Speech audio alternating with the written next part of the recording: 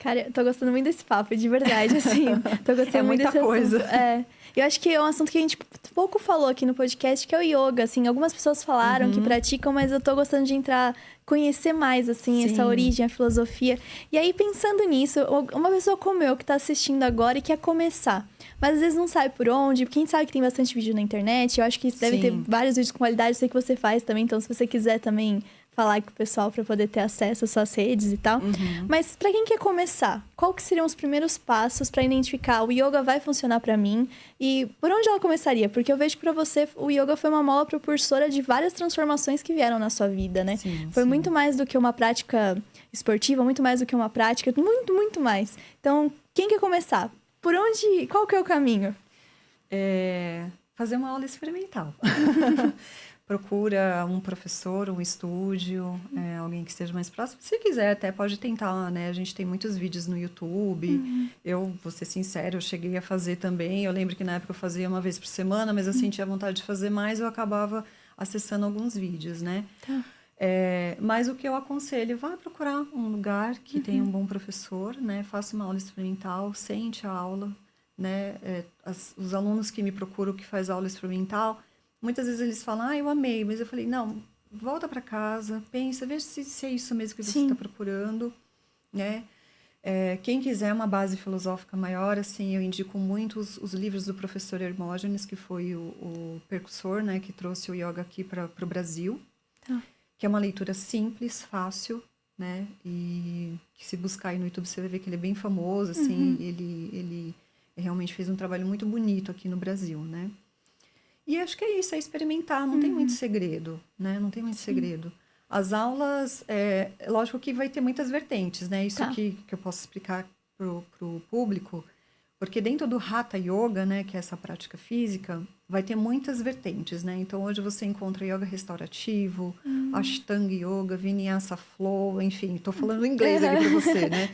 Mas são várias modalidades, tem até Hot Yoga, uma sala que é aquecida e o pessoal pratica yoga. Sim. Então, ela vai ter que buscar ali o que é melhor para ela, o que ela está procurando, né? Mas, assim, uma aula boa mesmo de yoga, né? Que eu acho que quando a pessoa for procurar, não é uma aula só pautada nas posturas. Tá. Porque, posso falar um pouquinho como que funciona Por a favor, aula? de verdade. Porque, assim, aqui no Ocidente, né? Não só aqui no Ocidente, mas na Índia, o que hoje se vê muito são as posturas, né? Então, se você acessar lá a internet, você vê, né? Aquele pessoal o pé na cabeça, fazendo, enfim, um malabarismo que parece até circo, né? Então, muitas vezes as pessoas falam para mim, eu não vou fazer yoga porque eu não consigo fazer isso, né? Eu não sou alongado, eu não sou flexível. Ou outros acham que é muito parado. Não, yoga é muito parado, eu sou ansiosa. Olha Eu não vou só. conseguir ficar lá sentado meditando, né? Então, assim, são estereótipos que acaba criando e cria um bloqueio da pessoa não fazer. E não é nada disso, né? Então, a aula, ela vai ser pautada, assim, nas posturas, que é o que as pessoas mais procuram. Mas a gente chama de posturas psicofísicas. Tá. Por quê? A gente não gosta, assim, quem é professor de yoga não gosta de falar que é exercício físico. Tá. Exercício físico você vai fazer uma Eu já falei aqui, já errei aqui. Não tem problema. Vai fazer um pilates, né? Tudo bem, você vai ter os ganhos, né? Sei lá, vai ganhar músculo, vai ficar mais alongada, porque é uma consequência, mas não é a finalidade. E por que? Você fala, mas por que eu vou mexer o corpo, né? Se você tá falando, né? Como é que a espiritualidade chega aí, né? Porque é estranho, né? Como é que eu vou lá fazer alongamento? Como é que é a espiritualidade? Então, a gente entende que todos os nossos traumas, enfim, todos os nossos registros, né, estão no nosso corpo. Os nossos músculos têm memória, tudo está aqui. Sim. Né? Então, assim, eu vou dar um exemplo. Uma pessoa que sofre de depressão, né, geralmente ela fica assim, né, mais curvada. O yoga vai trabalhar o quê? Abertura de peito, vai expandir, vai dar essa expansão, porque ela se sente ali, né, cada vez mais presa. Então, essas posturas, as pessoas vão começar a observar o seu corpo. Tá. Opa, nossa, tô mais aliviada. Respirei mais profundo.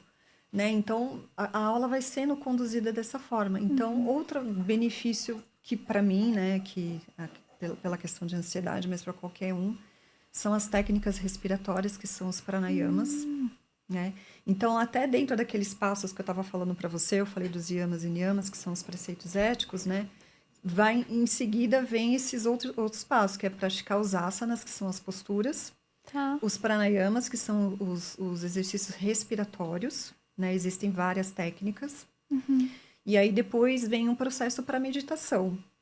Então, é como se, assim, eu preciso preparar meu corpo para sentar e meditar. Porque você imagina, um corpo cheio de dor, um corpo cheio de limitações, ele não vai conseguir parar lá e meditar. Então, a aula acaba tendo esse processo. E no final tem um relaxamento que é maravilhoso, que a gente chama a postura do cadáver, né? Porque cada postura dentro do yoga tem nomes, E essa postura do cadáver é o momento que a pessoa se entrega lá. E é muito interessante observar os alunos, porque tem alunos que dormem, acabam dormindo, e tem alguns que se sentem aprisionados ali, como se, não, eu não aguento ficar aqui. E aí é o que você observa lá, que você falou lá no início. As pessoas não estão conseguindo ficar no ócio, que é o que a gente precisa. Sim. A gente precisa. As pessoas não conseguem. Chega nesse momento, fica desesperado lá, se mexe de um lado para o outro. E aí tem a meditação também, né? Então, é todo um trabalho ali para que a pessoa, né, como eu falei, o seu corpo é o seu meio para chegar ao fim. E aí, durante os relaxamentos, eu vou falando também sobre essa questão da espiritualidade, eu vou tentando trazer um pouco da filosofia dentro da prática. Por exemplo, eu vou dar um exemplo, eu falei lá da não violência, então eu dei uma postura, né? Então a pessoa vai lá fazer a postura, e eu falo, gente, ó, vai no seu limite, respira, vai no seu processo, pratique a não violência com o seu corpo. Então vamos imaginar, eu dei lá uma postura que você vai se alongar, aí fala, eu quero pegar meu pé já. Vou lá querendo pegar meu pé, porque a professora pegou, eu quero fazer igual, porque o fulano aqui do lado tá fazendo, e eu vou. E aí, de repente, lá ela vai dar aquela rasgada no músculo. Então, é exatamente para a pessoa entender que você precisa entender o seu corpo, respeitar.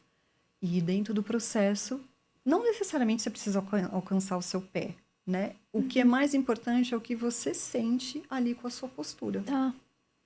E aí, o que ela vai fazer? Ela vai começar a entender, e isso também eu vou conduzindo dentro da aula, que essa não violência, ela também vai querer que não seja praticada ali fora. Então, ela começa a entender que o corpo dela é um templo e ela precisa respeitar. Então, eu vou trazendo essas metáforas, né? Fazendo essas metáforas dentro da aula, para que a pessoa possa perceber a partir do seu corpo e ir para essa parte mais sutil. Cara, que legal. Eu sempre, toda vez que a gente entra mais nesse assunto, eu sempre falo de um livro, que é um livro que eu gosto muito, que é Nada para se Ver Aqui, do Kevin Wilson. E nesse livro, é um livro de realismo mágico, então é um pouco absurdo o que eu vou falar, mas ele tem duas crianças que ela entra em combustão. Tipo, literalmente elas pegam fogo. E aí, uma mulher vai ser contratada para cuidar dessas crianças, porque eles são de uma família muito rica. Então, tem a questão das aparências, essas crianças são o tempo todo escondidas da mídia e tal.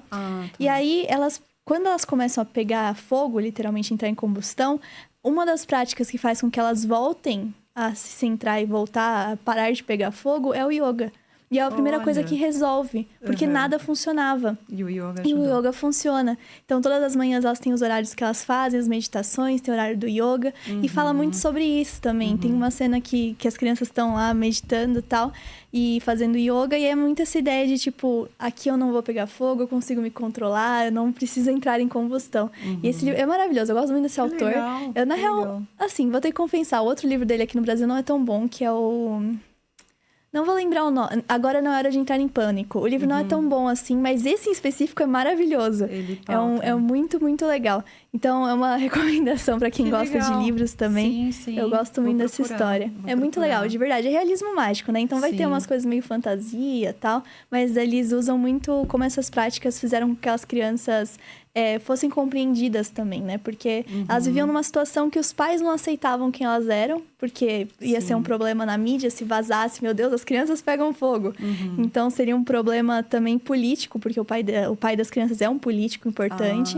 Então, e é interessante como essa mulher que vai cuidar das crianças, ela vai olhar aquelas crianças como sendo elas, entendeu?